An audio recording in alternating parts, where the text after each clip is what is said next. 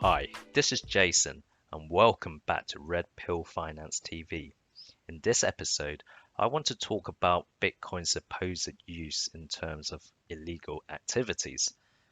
So, this mainly concerns the dark web. So, in the past decade, we know a few dark webs have been closed down by the FBI, and as a result, Bitcoins have been seized.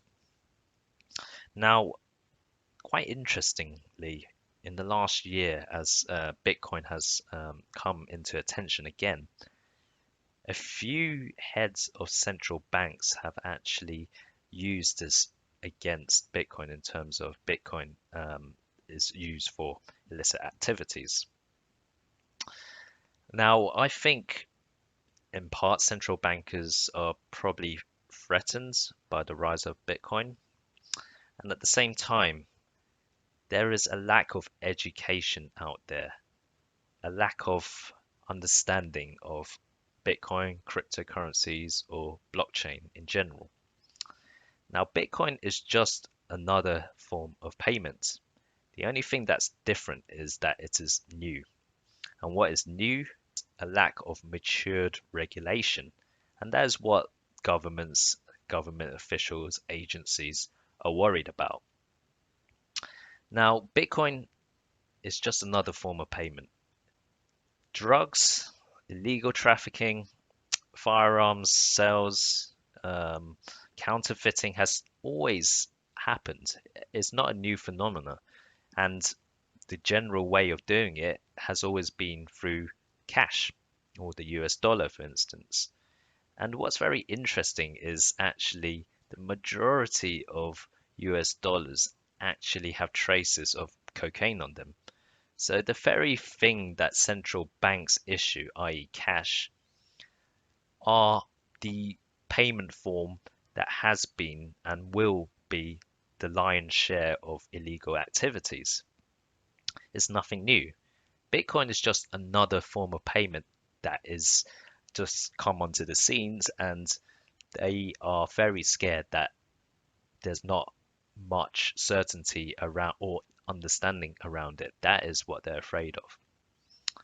Now, Bitcoin is not actually the best uh, digital asset to do illegal activities. Why? Because Bitcoin's blockchain is a public ledger, so every transaction is noted on the blockchain. And if one of those wallets is on an exchange that does KYC, i.e., know your customer, then the identity can be found out very easily. Now, granted, back in the day when dark webs were more prevalent, um, KYC wasn't very well. It wasn't used at all really for crypto exchanges. But within the last 4 years or so, it has become more and more relevant and necessary. So, as mentioned, any address that is on exchange with KYC has a risk to criminals. So this goes to show is really about the development of regulation and doing the right thing.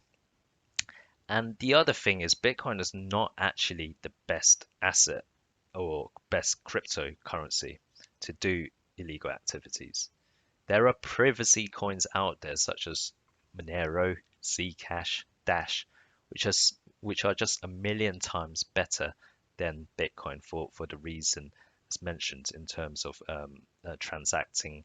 So this just goes to show that there's just a lot of generalization, a lot of pointing at Bitcoin because of a few cases with the dark web in the early days, when in actual fact, there are other coins that are more important to look at and understand and if possible, somehow put regulation on those.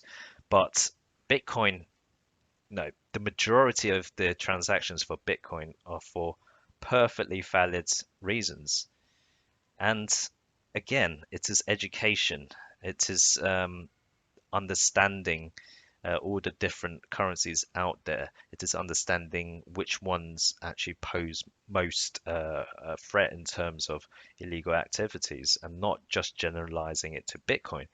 Because essentially, good technology should not be hindered due to government's ignorance or inability to get up to speed with technology and have the right frameworks in place.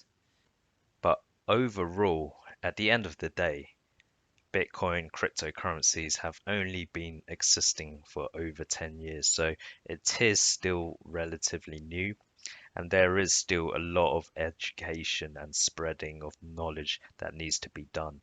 And I'm sure with time, there will be more acceptance and open hands or open arms to cryptocurrencies and Bitcoin. So thank you for listening to this episode, and I'll catch you in the next one very soon.